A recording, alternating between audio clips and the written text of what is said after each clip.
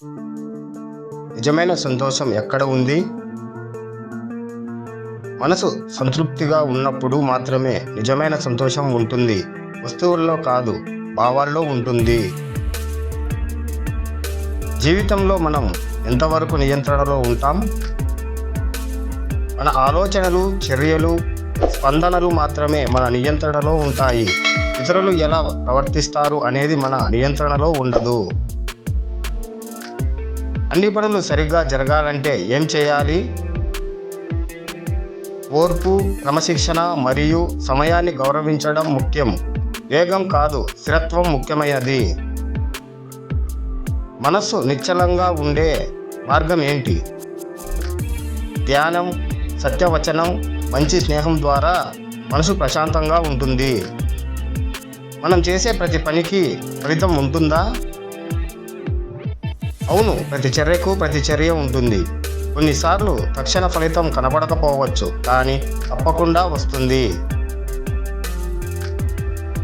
నిజమైన సంబంధం ఎలా ఉంటుందో గుర్తించడం ఎలా? నీ అవసరం లేని సమయంలో కూడా నిన్ను ఆదరించేవారు ఉన్నా అదే నిజమైన సంబంధం.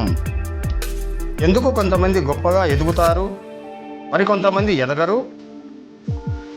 అవరోధాలను ఎదుర్కొని ముందుకు పోయేవారు ఎదుగుతారు, భయపడేవారు అక్కడే ఆగిపోతారు. నిజమైన విజయం అంటే ఏమిటి? మన విలువలను కోల్పోకుండా గెలవడమే నిజమైన విజయం. జీవితంలో శాశ్వతమైనది ఏమిటి? మార్పు ఒకటే శాశ్వతం. దాన్ని అంగీకరించగలిగిన వారు సమర్థవంతంగా జీవించగలరు. కష్టాలు ఎందుకు మనల్ని ఎక్కువగా పరీక్షిస్తాయి? అవే మన బలాన్ని, అసలైన నైపుణ్యాన్ని వెలికి తీయగలవు.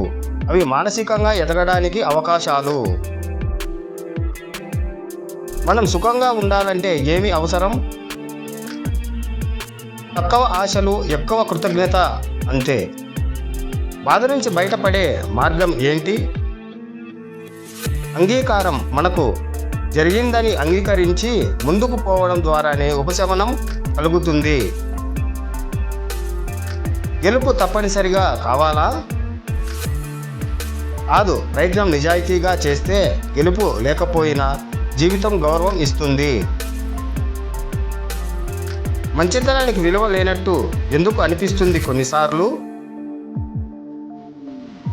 మనుషుల ధోరణుల వల్ల అలా అనిపించవచ్చు, కానీ మంచితనం ఎన్నటికీ విలువ కోల్పోదు. అది మన స్వభావమే కావాలి.